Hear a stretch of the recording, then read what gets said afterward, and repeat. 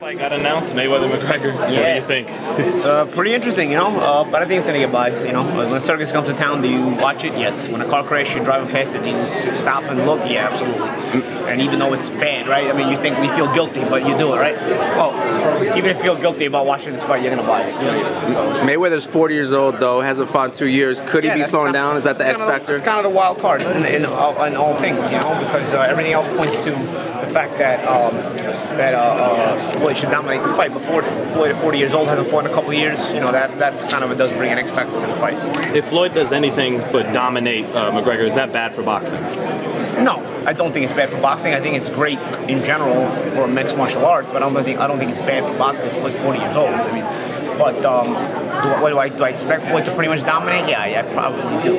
But I don't think it's bad if a fight is competitive. As a matter of fact, I think it will be great for both sports at the end of the day. Probably better for mixed martial arts. Probably great for both sports because maybe you can even get a second fight out of it. But I'd be hard pressed to predict that. Is Floyd going to stop him?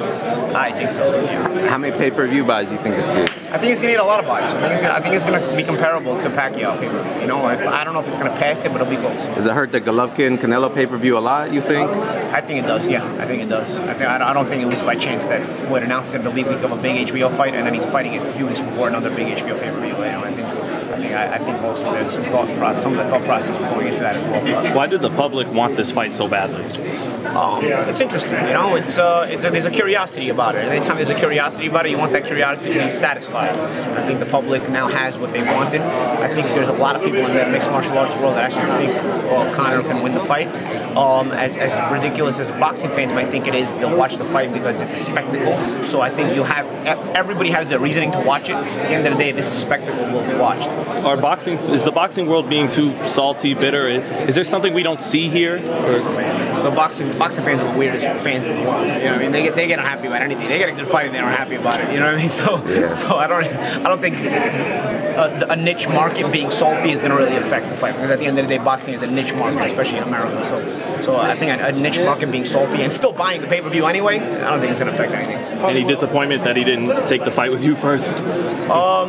Yeah, of course. But if Conor would have fought anybody else with Floyd, he would have probably been exposed as a lesser boxer than people think he is, and then he wouldn't have got the Floyd fight. So I think this is probably the best strategic move for everybody involved. Paulie, in all honesty, would you be able to hurt McGregor?